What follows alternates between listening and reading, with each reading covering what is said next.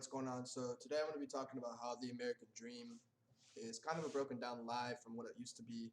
Um, Really, like the way the founding fathers created it, they wanted it to be an idea where you could come to America and create any kind of life you wanted, be it like a nice house, really nice car, have a really big family, be able to pay for all those things without really having to work a overly amount, like a ridiculous amount, just working and working and working like 80 hours a week. Um, this is all caused from there being a giant monetary gap in all of the classes. Like there's the top 1% of America owns like 90% of the wealth. There's also been a rise in the price of schooling, which creates a difficulty for people to advance in more complicated um, like a more complicated school path, I guess.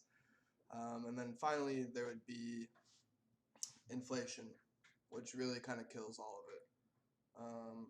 There hasn't been a rise in like the minimum wage in many, many years, and it really kind of just kills the lower class. Um, this large monetary gap really is killing everybody. It kills the American dream. It makes it really difficult to push forward um, and create like a life for yourself, especially when you're making 740 an hour. So Chomsky says literally the top 1%, I'm sorry, literally the top 1/10 of a percent are just super wealthy. This is not only an extreme unjust in itself, but represents a development that has corrosive effects on democracy and the vision of a decent society. If the country can't distribute its wealth better than it is, or better than it has, it could potentially be the downfall of our democratic state. The richest of the rich continue to grow, and they really just get a lot of help from the government, while the poor just keep getting poorer and don't get any help. School, personally, this is a really frustrating topic for me because I'm in school right now, and the price of schooling has exponentially grown. It's 50% higher than it was 20 years ago. That really makes it difficult for a lot of people to want to go, and not even just that, but to continue to grow. Um,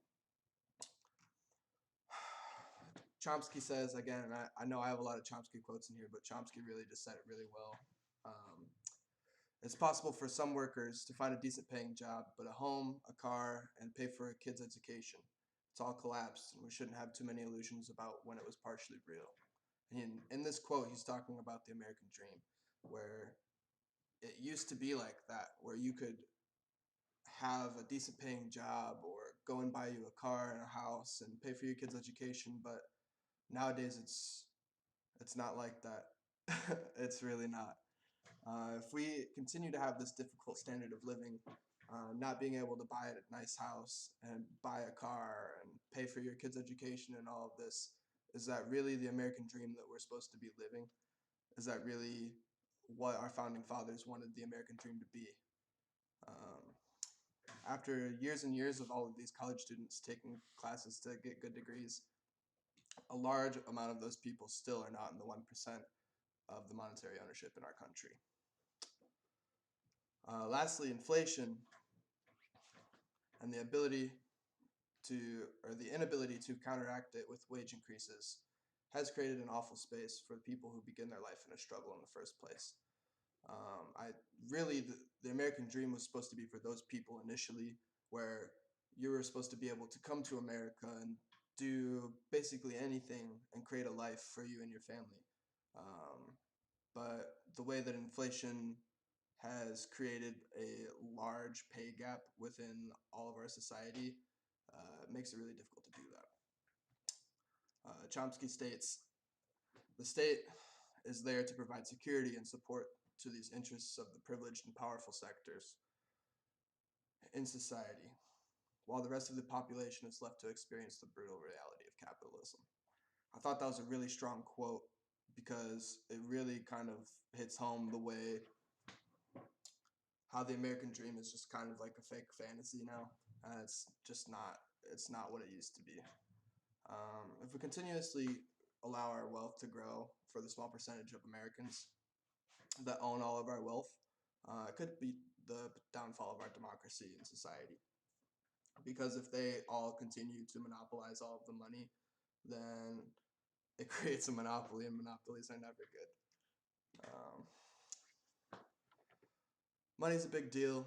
Everybody needs it. So why is it so difficult to live out the American dream that we all want? Money is a huge deal, and a lot of people have arguments about it, but it's difficult to try and force yourself into like that ideology and that pathway to like want to work down that American dream standard, but really it's just all fake and it's not there anymore. Thank you.